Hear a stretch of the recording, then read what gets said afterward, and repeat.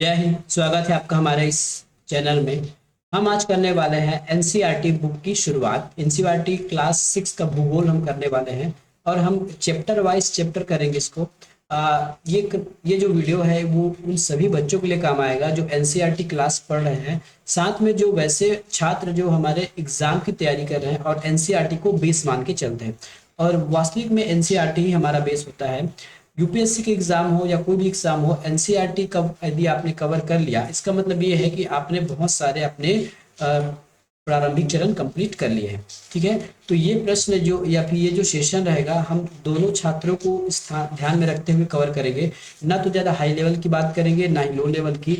जो बुक में बताया गया है जैसा भी है हम उसको ऐसा डील करेंगे। ठीक है, तो आज हम करने वाले हैं सौरमंडल में पृथ्वी। ये हमारा चैप्टर 1 होगा आज का। ठीक है, तो चैप्टर 1 क्या कहलाता है हमारा? सौर मंडल में पृथ्वी। ठीक है, तो सौर मंडल क्या होता है ये सबसे पहले देख लीजिए। यदि आप क्लास 6 के बच्चे हैं तो क्लास 5 में या फिर क्लास 6 से ही आपके स्टार्ट होता है सौर मंडल।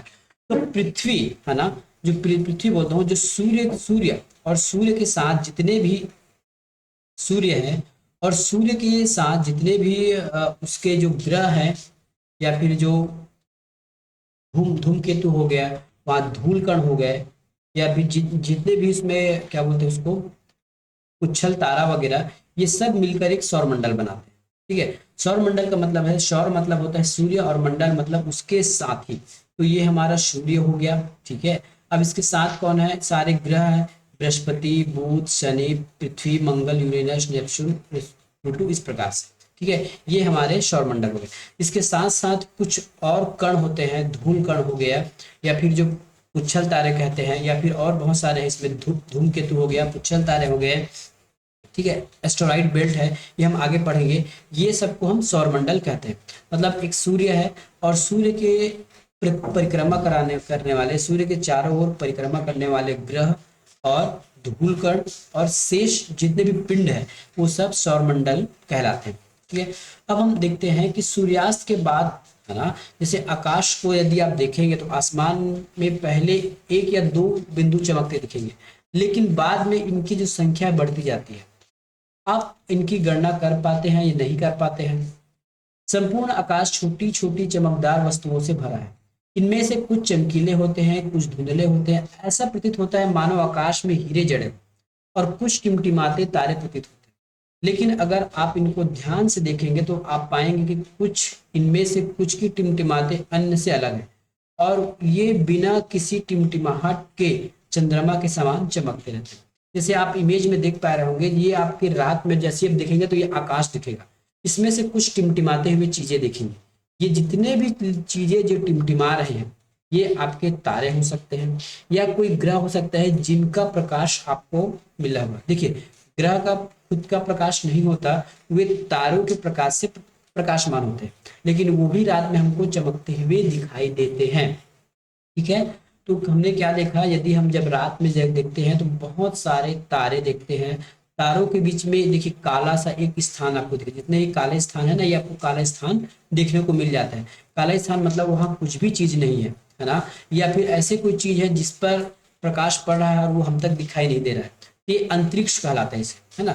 ये अंतरिक्ष है आपका, ये अंतरिक्ष है, और तारे टिमटिमा रहे हैं। आगे देखिए, इन चमकीली वस्तुओं के साथ आप लगभग प्रतिदिन चंद्रमा को भी देखते होंगे। जैसे आकाश में देखते होंगे ना, चंद्रमा को देखते हैं, कभी चंद्रमा का आकार छोटा दिखता है, कभी बड़ा दिखता है, कभी गोल हो जाता है, कभी गायब हो जाता है। ठीक है, तो यह अलग अलग समय पर अलग अलग आकार और अलग अलग स्थितियों में दिखाई देता है। आप पूर्ण चंद्र को लगभग एक महीने में एक बार ही देख सकते हैं, है ना। पूरा चंद्रमा कंप्लीटली एक बार ही देख सकते हैं। यह पूर्ण चंद्रमा वाली रात को हम पूर्णिमा कहते हैं। है, एक बात याद रखिएगा, जिस दिन आप चंद्रमा को पूर्ण रूप से देखेंगे, पूरा गोलाई के साथ, पूरा परिपूर्ण, उस रात को हम पूर्णिमा कहते हैं। 15 दिन के बाद जैसे ही चंद्रमा पूर्ण आप देखेंगे, उसके बाद रोज देखते जाएंगे तो धीरे धीरे एक दिन फिर कम होगा, फिर कम होगा। जैसे इस प्रकार देख लीजिए इमेज में, ये हमारा पूर्णिमा की रात वाली चंद्रमा है। ठीक है, क्या है ये? पूर्णिमा की रात वाली चंद्रमा है। ये पूर्णिमा की रात वाली चंद्रमा है। इसके बाद आप देखेंगे तो थोड़ा सा कम हो गया, फिर कम हो गया, फिर कम हो गया, ये कम हो गया, अब आधा हो गया। इस प्रकार से आप देखते जाएंगे तो 15 दिन में ये जो चंद्रमा है पूरा गायब हो जाएगा, आपको इस आसमान में चंद्रमा दिखेगा ही नहीं। ठीक है, ये आपको 15 दिन बाद आप दिखेगा ही नहीं। फिर से 15 दिन के बाद जैसे आप नेक्स्ट दिन स्टोर आ गए तो थोड़ा दिखेगा, फिर थोड़ा दिखेगा, फिर थोड़ा दिखेगा, इस प्रकार दिखते दिखते ये पूरा फिर से एक दिन पूरा आपको दिखने लगेगा। इसका मतलब ये है कि जिस दिन चंद्रमा आपको पूर्ण रूप से दिखता है उसको हम पूर्णिमा कहते हैं। ठीक है, और जिस दिन चंद्रमा हमको नहीं दिखता है ना, जिस दिन चंद्रमा हमको कंप्लीटली नहीं दिखता है उस दिन को हम अमावस्या कहते हैं। ठीक है, उस दिन को हम क्या कहते हैं, अमावस्या कहते हैं। ऐसी रातों में अगर आसमान साफ है तो आप आसमान का अवलोकन अच्छी तरह कर सकते हैं। फिर से पढ़िए इस पाठ को कि इन चमकीली वस्तुओं के साथ आप लगभग प्रतिदिन चंद्रमा को देखते हैं। यह अलग अलग समय पर अलग अलग आकार तथा अलग स्थितियों में दिखाई देता है। आप पूर्ण चंद्र को लगभग एक महीने में बार बार देख सकते हैं। यह पूर्ण चंद्रमा वाली रात को पूर्णिमा कहते हैं। 15 दिन के बाद उसी चंद्रमा को आप धीरे धीरे देखेंगे, एक दिन कम होगा, फिर कम होगा, ऐसे ऐसे कम होते होते जाएगा और एक दिन पूरा ही खत्म हो जाएगा। खत्म मतलब उस दिन आपको दिखाई नहीं देगा, वो इनविजिबल हो जाएगा। ठीक है, उस रात को हम अमावस्या कहते हैं। अमावस्या के बाद धीरे धीरे फिर से वो थोड़ा दिखाई देगा, फिर थोड़ा दिखाई देगा, उसी से पूर्णिमा तक आते और पूर्णिमा के दिन वो पूर्ण रूप से दिखाई देने लगता है। इसको हम चंद्रमा की कला भी कहते हैं। आगे विषयों में पढ़ेंगे या फिर आगे चैप्टर में हम पढ़ेंगे, इसे हम चंद्रमा की कला भी कहते हैं। चलिए, क्या आपको इस बात से आश्चर्य नहीं होता कि हम दिन के समय तो चंद्रमा और इन सभी छोटी मोटी चमकीली वस्तुओं को देखते हैं। जैसे देखिए इस इमेज में, देखिए ये रात का समय है, रात में हम कुछ चंद्रमा देख सकते हैं, ठीक है, या टिमटिमाते हुए तारों को देख सकते हैं। लेकिन लेकिन जैसी दिन होता है तो वो चीज हमको दिखाई नहीं देती। क्या आपको इस बात से आश्चर्य नहीं होता कि हम जिस दिन समय और जिस हम दिन के समय चंद्रमा और इन छोटी छोटी चमकीली वस्तुओं को नहीं देख सकते? ऐसा इसलिए होता है क्योंकि सूर्य की अत्यधिक तेज प्रकाश होने के कारण रात के समय चमकने वाली वस्तुओं को हम नहीं देख सकते। ठीक है, जैसे हमने पिछले वीडियो में देखा, चलिए पिछले स्लाइड में देखा, पिछले में कि छोटे छोटे जो चीजें हैं, जो तारे हैं वो चमकते रहते हैं क्योंकि उनका प्रकाश कम है और रात में हमारे जो सूर्य का जो प्रकाश हमको तक नहीं पहुंच पाता, इसलिए जो शेष पिंडों का या फिर शेष तारों का जो चमक है हम तक पहुंचता है। ठीक है, लेकिन दिन के समय भी वो चमकते रहते हैं, लेकिन दिखता इसलिए कि नहीं है क्योंकि सूर्य का प्रकाश इतना ज्यादा है कि बाकी शेष पिंडों से या फिर शेष तारों से जो प्रकाश आता है वो हमारे आंखों को दिखाई नहीं देता, वो या फिर वो हम तक नहीं पहुंच पाता। यदि प्रश्न आपको पूछ लिया जाएगा आपके टीचर के माध्यम से, तो क्या चंद्रमा या फिर तारे क्या दिन को नहीं चमकते?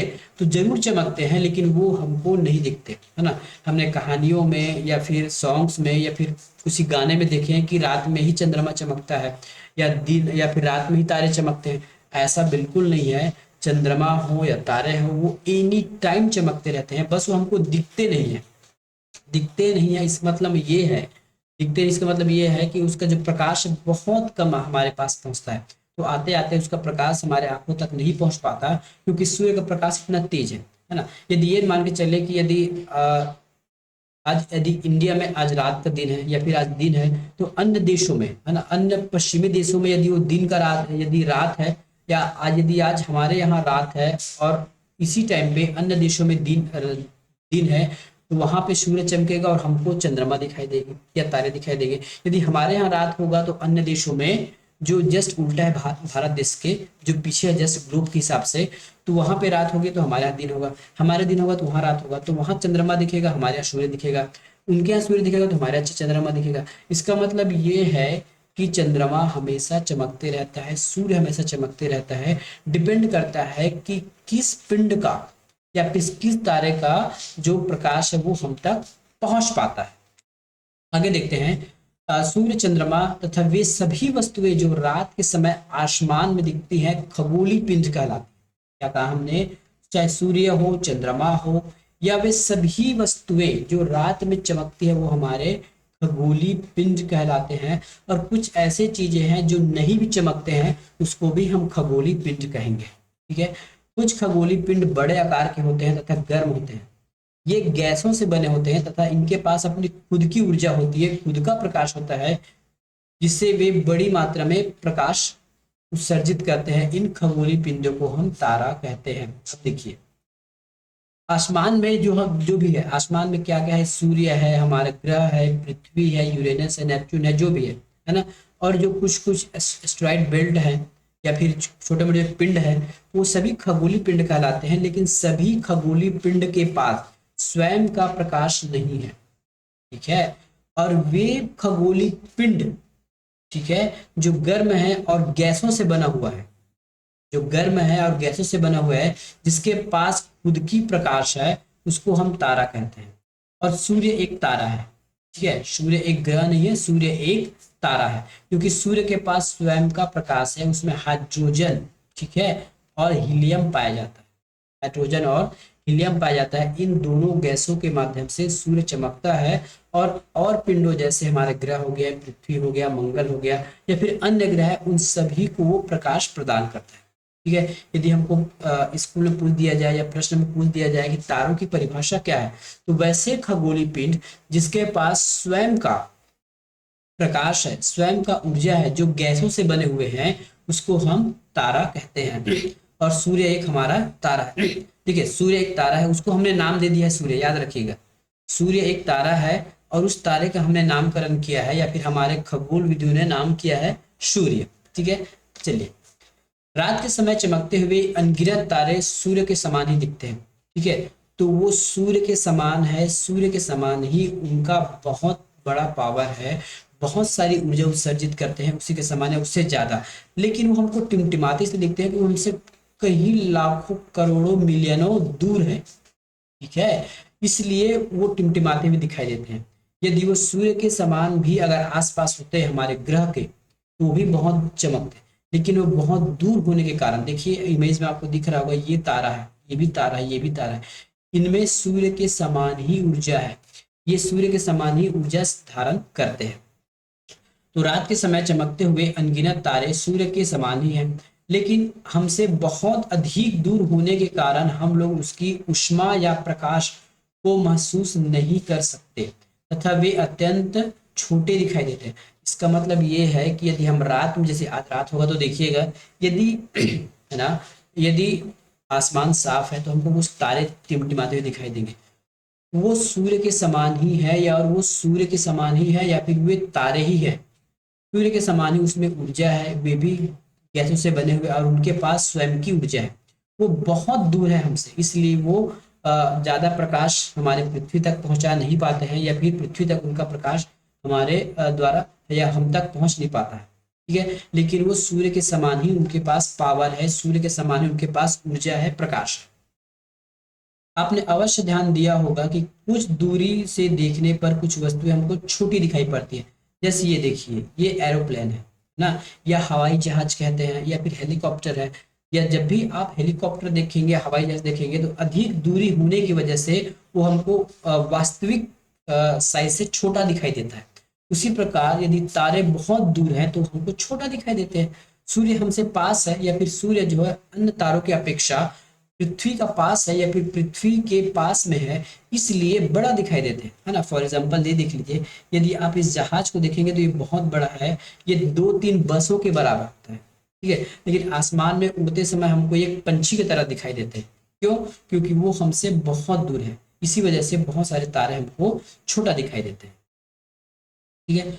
रात्रि में आसमान की ओर देखते समय आप तारों के विभिन्न समूह द्वारा बनाई गई विधियों, आकृतियों को देख सकते हैं।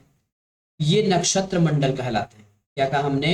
रात्रि में आसमान की ओर देखते समय आप तारों के विभिन्न समूह द्वारा बनाई गई विधियों, आकृतियों को देख सकते हैं। ये नक्षत्र मंडल कहलाते हैं। उर्सा मेजर या फिर बिग बियर कहलाता है। इस प्रकार एक नक्षत्र मंडल होता है। बहुत आसानी से पहचान में आने वाला नक्षत्र मंडल है सप्तऋषि। सप्तऋषि जिसमें 7 तारों का समूह होता है। कि सबसे पहले नक्षत्र मंडल को समझिए। नक्षत्र मंडल क्या है कि जो सूर्य के आसपास, है ना, सूर्य के आसपास जितने भी जो चीजें हैं वो हमारा नक्षत्र मंडल कहलाता है, ठीक है। नक्षत्र मंडल कहलाता है। और इसमें से जो ऐसे 7 तारे हैं, है ना, जो आपस में एक साथ रहते हैं, वो हमारे सप्तऋषि कहलाते हैं। जैसे ये वाला तारा देखिए, ये तारा, ये है, ये हमारे 7 तारे हैं। ये हमेशा एक साथ रहते हैं, ठीक है। ये हमेशा एक साथ रहते हैं, इसी को हम सप्तऋषि कहते हैं। और इसी सप्त ऋषि के सबसे ऊपर में देखेंगे तो ये ध्रुव तारा है, इसको हम ध्रुव तारा कहते हैं। ये हमेशा उत्तर दिशा में स्थित होता है। याद रखिएगा, यदि आप कहीं जा रहे हैं और रास्ता भटक गए, लेकिन उस दिन चांदनी रात है, सबसे पहले आपको क्या देखना है कि ये 7 तारे आपको आइडेंटिफाई करना है। इन 7 तारों के एक सीध में, है ना, एक आपको ध्रुव तारा दिखेगा, एक तारा दिखेगा जिसको हम ध्रुव तारा कहते हैं। ध्रुव तारा अगर दिख गया, इसका मतलब ये है कि वो उत्तर दिशा में है ना। कई बार ये कब काम होता था, देखिए प्राचीन समय में लोग रात्रि में दिशा का प्राचीन समय में लोग रात्रि में दिशा का निर्धारण तारों की सहायता से करते थे। उत्तरी तारा उत्तरी दिशा को बताता है, इसे हम ध्रुव तारा भी कहते हैं। यह आसमान में हमेशा एक ही स्थान पर रहता है। हम सप्तऋषि की सहायता से ध्रुव तारा को जान सकते हैं। चित्र एक, जैसे मैंने बताया ना, ये चित्र एक एक है। आप देख पाएंगे कि सप्तऋषि मंडल के संकेतक तारों को आपस में मिलाते हुए एक काल्पनिक रेखा खींची जाए, उससे आगे की ओर बढ़ाया जाए तो यह तारों को इंगित करता है। ये सप्तऋषि है, इसमें हमने एक बना दिया, है ना। एक पहले आइडेंटिफाई करने 7 तारे कहाँ पे है, उस 7 तारे के सीध में हमको देखना है ये ध्रुव तारा। यदि ये ध्रुव तारा दिख गया, मतलब ये उत्तर दिशा को इंगित करता है। ठीक है, तो प्राचीन समय में क्या होता था, प्राचीन समय में कोई कैंपास नहीं होता था, कोई भी दिशा का ज्ञान नहीं होता था। इस प्रकार से लोग रातों रात या फिर जहाजों के माध्यम से समुद्रों में आवागमन करते थे। और एक बार आप स्थल में तो पता कर पाएंगे कि कौन सी दिशा क्या है, लेकिन समुद्र में पानी ही पानी है, कौन से उत्तर है, कौन से दक्षिण है, कौन से पूरब पश्चिम, कुछ भी समझ नहीं आता। तो रात के समय कैसे करते थे, रात के समय इन तारों के माध्यम से नाविक लोग अपने रास्ता को पहचान कर चलते थे। अब कुछ रोचक तथ्य देखते हैं, पहले ये देख लेते हैं। देखिए ये हमारा ग्लोब है और पृथ्वी इस प्रकार से घूमता रहता है। ठीक है, तो पृथ्वी घूम कैसे रहा है ये हम आगे देखेंगे।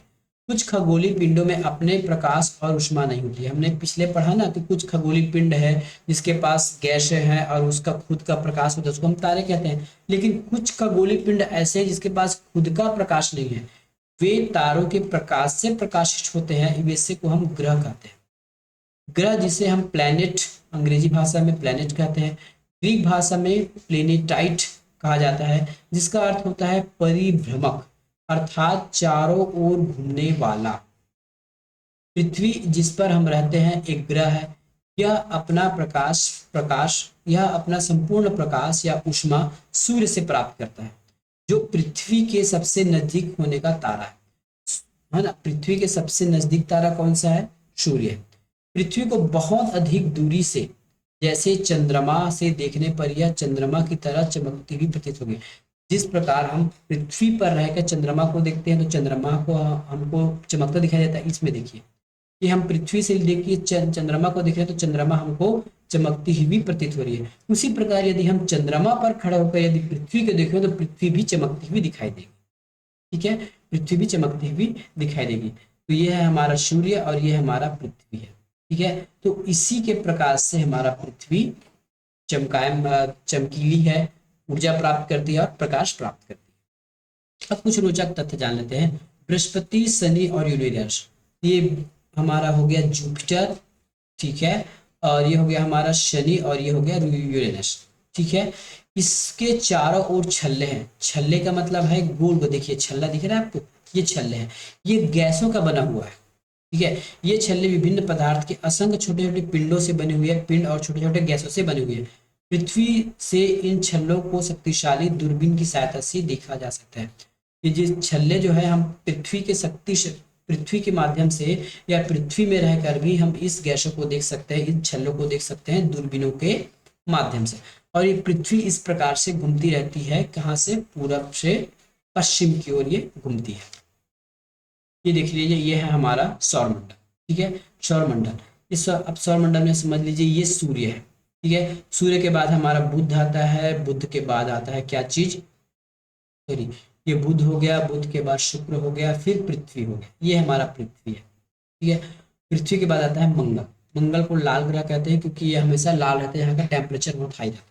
अब देखिए शुक्र ग्रह, जो कुछ ग्रहों के जो टुकड़े हैं ना, कुछ छोटे छोटे पिंड है, एस्टेरॉइड है, धूमकेतु है, या फिर जो कहें ये छोटे छोटे ग्रह है, बहुत सारे छोटे छोटे यहाँ पे या कचड़ा कहें या जो कहें छोटे छोटे पिंड है, ठीक है। इसको हम कहते हैं क्षुद्र ग्रह की पेटी, छोटी छोटी ग्रहों के या फिर छोटी छोटी पिंडों का एक बेल्ट है ये, ठीक है। इस बेल्ट के बाद ये बृहस्पति है, शनि है और यूरेनस है और नेपच्यून है। तो आपको कई बार ये देखने को मिलेगा कि कुछ चीजों को पार्थिव ग्रह कहते हैं। तो ये बुध हो गया, शुक्र है, पृथ्वी है और मंगल, इसको हम पार्थिव ग्रह कहते हैं, मतलब पृथ्वी के समान ग्रह। और बाकी ये जो ग्रह आप देख रहे हैं ना, बृहस्पति हो गया, शनि हो गया और यूरेनस और ये सब गैसों का बना हुआ है। आप यहाँ खड़ा नहीं हो सकते। इस प्रकार हम पृथ्वी में खड़े हैं, बिल्डिंग बनाते हैं, सब करते हैं, ठीक है। शुक्र में भी रह सकते हैं, बुध में भी और मंगल में भी। लेकिन बृहस्पति, यूरेनस और शनि, नेपच्यून में आप इस प्रकार से नहीं हो सकते, क्योंकि ये गैसों का बना हुआ है, ठीक है। ये गैसों का बना हुआ है, गैसों और धूलकण का बना हुआ है। ये सॉलिड नहीं है, ये गैस है, ठीक है। ये सॉलिड नहीं है, ये गैस और धूलकण से बने हुए हैं, ठीक है। ये हमारा ग्रह देखिए, पृथ्वी कुछ इस प्रकार ग्रहों से है और ये अपने अपने कक्षाओं में सूर्य का चक्कर लगाते रहते हैं। अब देखते हैं कुछ बातें।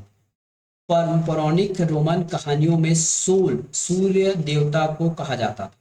सौर शब्द का अर्थ होता है सूर्य से संबंधित, इसलिए सूर्य के परिवार को हम सौर मंडल कहते हैं, ठीक है। और सौर शब्द का उपयोग करते हुए अधिक शब्द आप चाहें तो लिख सकते हैं। आसमान में दिखने वाले चंद्रमा एक उपग्रह है। जिस प्रकार पृथ्वी एक ग्रह है और उस ग्रह का भी उपग्रह, देखिए इसको आराम से समझिए। ये जो पृथ्वी है इस सूर्य का चक्कर लगा रहा है इस प्रकार से, ठीक है। इस सूर्य का चक्कर लगा रहा है, लेकिन सूर्य हमारे पृथ्वी का भी चक्कर लगाने वाला एक ग्रह है। देखिए ये हमारे पृथ्वी का चक्कर लगा है। यहाँ पे देखिए, मैं यहाँ पे सन बना देता हूँ, ये हमारा सन हो गया, ये सन हो गया और ये हमारा पृथ्वी है, ठीक है। ये हमारा पृथ्वी है, अर्थ है, इसको हम अर्थ बोलते हैं, ठीक है। तो ये जो है इस प्रकार इस सूर्य का चारों ओर चक्कर लगा दिया, कभी यहाँ कभी यहाँ तो कभी यहाँ।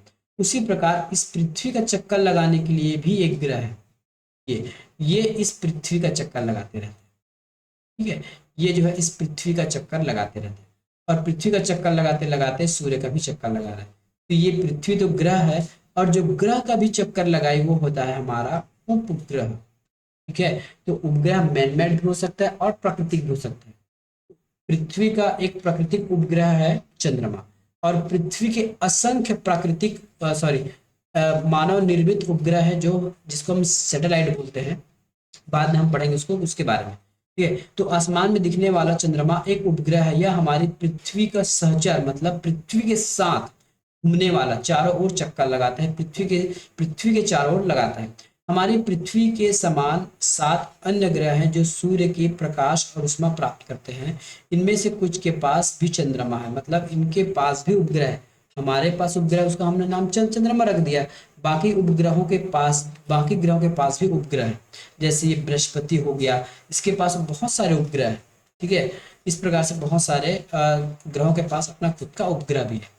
अब सौर मंडल देखिए, तो सूर्य और 8 ग्रह, उपग्रह और कुछ अन्य खगोलीय पिंड मिलाकर, ठीक है, जैसे हमारा क्षुद्र ग्रह हो गया, उल्का पिंड हो गया, ये सब मिलाकर सौर मंडल बनते। देखिए अब सौर मंडल क्या क्या हो गया, एक सूर्य हो गया, ठीक है, इसमें ग्रह हो गए, ग्रह के बाद ये उपग्रह भी हमने देख लिया, उपग्रह के बाद ये जो छोटी छोटी जो हमारे इस इमेज में देखिए ज्यादा क्लियर हो जाएगा। इसमें सौर मंडल में क्या होगा, हमारा एक सूर्य है, ग्रह है, ग्रह के बाद एक हमारा उपग्रह भी है। उपग्रह के साथ साथ ये देखिए ये जो छोटे छोटे धूमकेतु हैं, उल्का पिंड है या छोटे छोटे पिंड हैं, ये हमारे आ जाएंगे, और साथ में ये शेष उपग्रह। तो ये सभी मिलाकर सौरमंडल कहलाता है, जिसका मुखिया होता है सूर्य। अब हम सूर्य के बारे में समझते हैं। सूर्य सौरमंडल के केंद्र में स्थित है, ये देखिए केंद्र में स्थित है। यह बहुत बड़ा ग्रह है और एवं अत्यधिक गर्म गैसों से बना हुआ है। इसका खिंचाव बल इससे सौरमंडल को बांधे रखता है। जैसे आपको पता होगा कि जैसे ये सौरमंडल है, तो ये सौरमंडल इस बुध को खींच रहा है, ये जो सौरमंडल का गुरुत्वीय बल इसको खींच रहा है, शुक्र को, पृथ्वी को, मंगल को, इन सब क्षुद्र ग्रहों की पेटी को, और यहाँ तक कि इस बृहस्पति और यूरेनस और इस शनि को भी अपने ओर खींच के रखा है। इसी वजह से ये लोग इस सूर्य के चारों ओर चक्कर काटते रहते हैं ना। जिस दिन इस सूर्य से इन ग्रहों का खिंचाव कम हो गया या खत्म हो गया, तो मे भी ये अलग अलग दिशाओं में चले जाएंगे या फिर ये सौरमंडल से अलग हो जाएंगे। ठीक है, इसका खिंचाव बल सौरमंडल को बांधे रखा है। सूर्य सौरमंडल के लिए प्रकाश और ऊष्मा का एकमात्र स्रोत है, लेकिन हम इनकी अत्यधिक तेज ऊर्जा को महसूस नहीं कर सकते, क्योंकि सबसे नजदीक का तारा होने के बावजूद यह हमसे बहुत दूर है। सूर्य पृथ्वी से लगभग 15 करोड़ किलोमीटर है। सूर्य देखिए, सूर्य कुछ इस प्रकार से देखिए, बहुत धड़कता हुआ लावा है ना। इसमें हीलियम और हाइड्रोजन है, और हीलियम का हाइड्रोजन का संलयन होना है ना। यदि क्वेश्चन पूछ दिया जाए कि सूर्य में नाभिकीय संलयन होता है कि नाभिकीय विखंडन होता है, तो नाभिकीय संलयन ही सूर्य के ऊष्मा का और ऊर्जा का कारण है। ठीक है, तो यही सूर्य जो हमारे पूरे सौरमंडल को बांध कर रखा है, वह अपनी ओर खींच रहा है धीरे धीरे, और इसी खिंचाव बल की वजह से ये इनके चारों ओर घूमते रहता है, और स्वयं सूर्य भी पूरे ब्रह्मांड का चक्कर लगा रहा है। ग्रह देख ले तो हमारे पास सौरमंडल में 8 ग्रह हैं सूर्य से दूरी के अनुसार। बुध, शुक्र, पृथ्वी, मंगल, बृहस्पति, शनि, यूरेनस और नेपच्यून। मतलब सूर्य की दूरी के हिसाब से पहले बुध आएगा, शुक्र, पृथ्वी, मंगल, बृहस्पति, शनि और यूरेनस। ठीक है, ये हमारे 8 ग्रह होंगे। सौरमंडल के सभी 8 ग्रह ये देखिए इस प्रकार से घूमते रहते हैं। ठीक है, इस प्रकार से घूमते रहते हैं सूर्य के। सूर्य सेंटर में है और सारे ग्रह इसके चारों ओर चक्कर लगाते रहते हैं। सौरमंडल के सभी 8 ग्रह एक निश्चित पथ पर सूर्य का चक्कर लगाते हैं। ये रास्ते दीर्घवृत्ताकार में फैले हुए हैं, जिसको हम कक्षा कहते हैं, है ना। कक्षा क्या कहते हैं, एक बार इसको देख लीजिए। ये जो देखिए, ये जो है शनि केवल इसी लाइन पे घूम सकता है। जुपिटर जिसको हम बृहस्पति कहते हैं, वो अपने इस कक्षा पर घूम सकता है। मंगल अपने कक्षा पर घूमेगा। मतलब कई बार ऐसे आपके दिमाग में बात आया होगा कि ये सभी ग्रह आपस में टकराते क्यों नहीं घूमते घूमते, तो ये अपनी कक्षा पर चक्कर लगाते हैं, अपनी कक्षा को छोड़ते नहीं है, है ना। पृथ्वी के जितने दूरी पर है वो उतने ही दूरी पर चक्कर लगाते रहते हैं, इसलिए उसमें एक्सीडेंट नहीं होता, आपस में लोग भिड़ते नहीं है। अपनी कक्षा में सूर्य के चारों ओर एक चक्कर लगाने में 28 दिन लेते हैं। ठीक है, अपनी कक्षा में सूर्य के चारों ओर एक चक्कर लगाने, बुध जो है सूर्य के सबसे नजदीक का ग्रह है, और ये अपनी कक्षा में है ना सूर्य के चारों ओर 88 दिन में लगा लेते हैं। शुक्र को पृथ्वी का जुड़वा ग्रह माना जाता है, क्योंकि इसका आकार और आकृति लगभग पृथ्वी के समान है।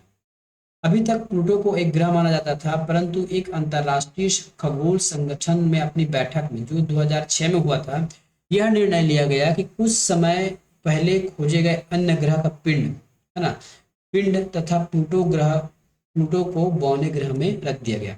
अभी भी जो प्लूटो अपनी जगह पर है, लेकिन ग्रह की एक कोई डेफिनेशन होता है ना, तो उसे ग्रह न मानकर एक बौने ग्रह की श्रेणी में रख दिया गया है। अब देखते हैं शब्द की उत्पत्ति कैसे होती है। ऐसे बहुत से शब्द जिनका उपयोग हम भाषा में करते हैं, अक्सर वे दूसरी भाषाओं से लिए गए हैं।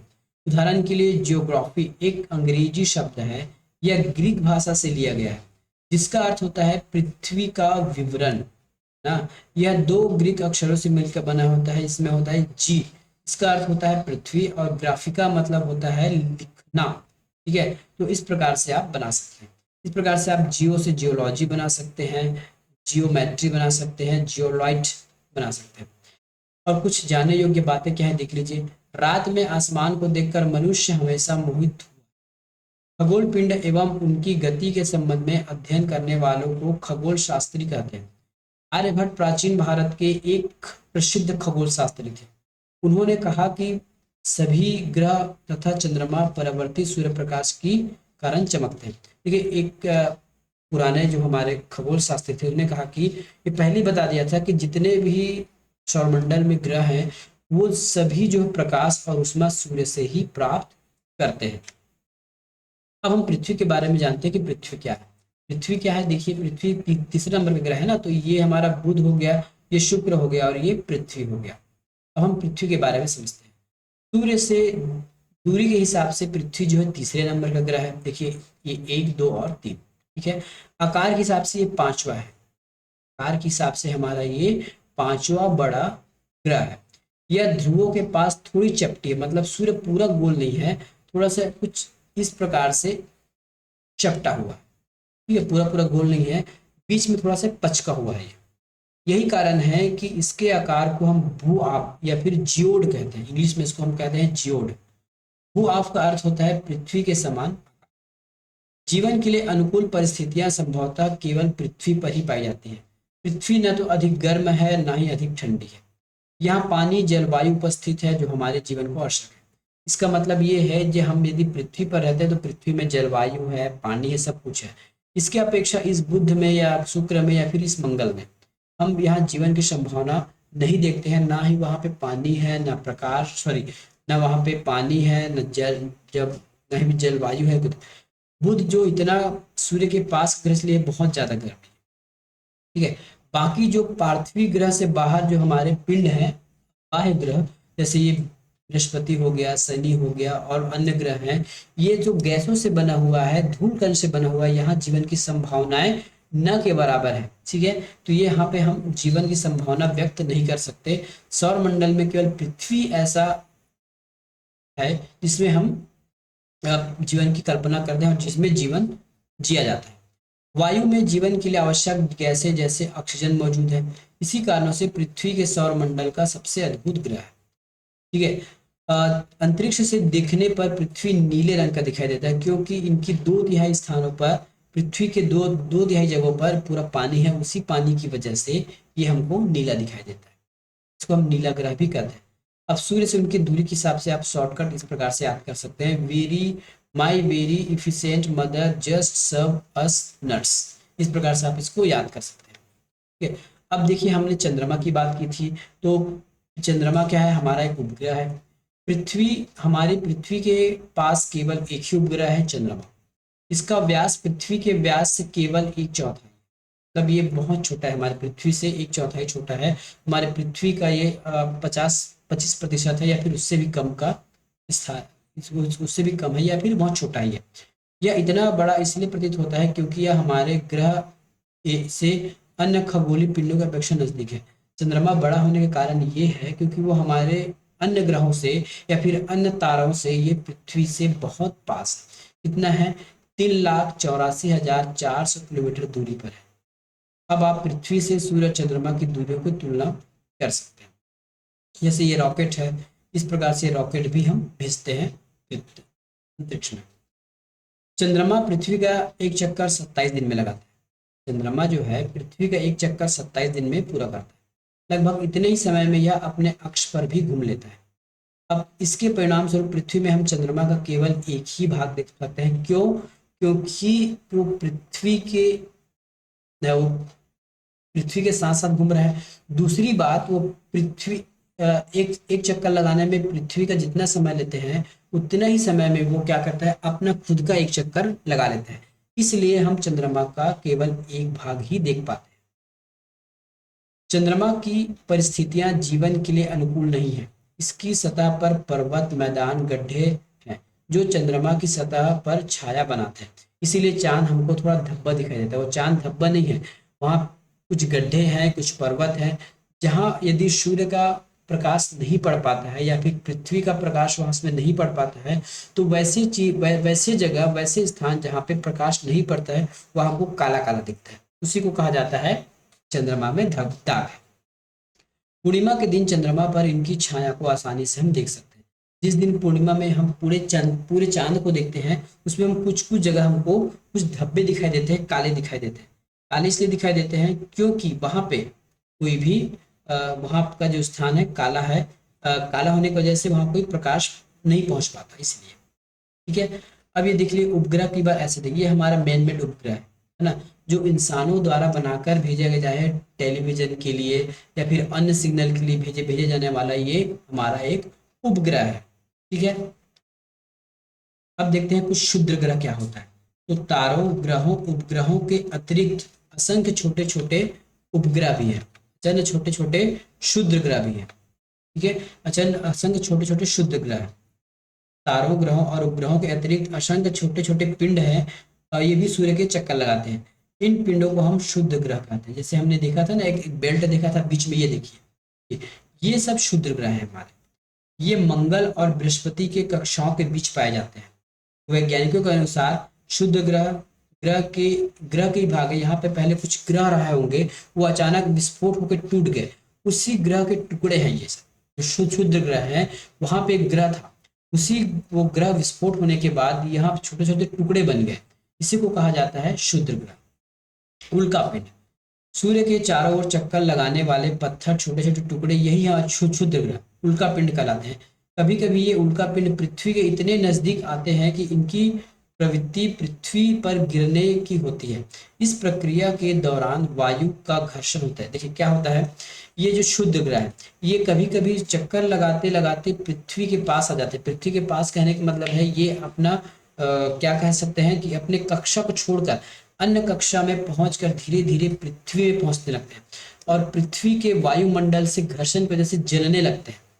ठीक है, पृथ्वी का वायुमंडल कम से कम 100 किलोमीटर चौड़ा है ना, 100 किलोमीटर चौड़ा ना बोल के 100 किलोमीटर की मोटाई है। जब ग्रह या शुद्ध ग्रह उस वायुमंडल से घर्षण होता है तो उसमें आग लग जाती है। ठीक है, आग लगने से वजह से वो जलने लगते हैं, तो इसको हम उल्का पिंड कहते हैं।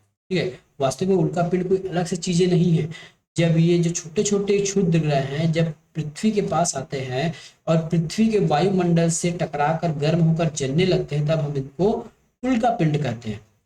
इस प्रक्रिया में दौरान वायु के साथ घर्षण होने के कारण गर्म होकर जल जाते हैं, फलस्वरूप चमकदार प्रकाश उत्पन्न होता है। कभी कभी कोई उल्का पिंड पूरी तरह जले बिना पृथ्वी पर गिर जाते हैं, जिससे धरातल पर गड्ढे हो जाते हैं। सोचिए हमारे पृथ्वी पर यदि कोई उल्का पिंड कोई छोटा मोटा नहीं होता है ना, एक देश के बराबर भी हो सकता है, उसका जो साइज है एक देश के बराबर भी हो सकता है। ठीक है, या उससे बड़ा या उससे छोटा। जब ये हमारे पृथ्वी पर गिरते हैं तो वहां पृथ्वी पर गड्ढे होंगे और हमारे पृथ्वी की जो भार है वो बढ़ जाएगा।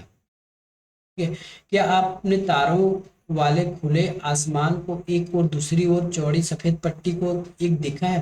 ठीक है, ये सफेद पट्टी है थोड़ा, है ना, यह लाखों तारों का समूह होता है, इसको हम आकाशगंगा कहते हैं। आकाशगंगा में कई बार पृथ्वी पर देखिए, कई बार आकाश में देखेंगे एक व्हाइट पट्टी नजर आती है, जिसको हम आकाशगंगा कहते हैं। ये देखिए, ये हमारी एक व्हाइट पट्टी है, ये असंख्य तारों का समूह है, इसी को कहा जाता है आकाशगंगा।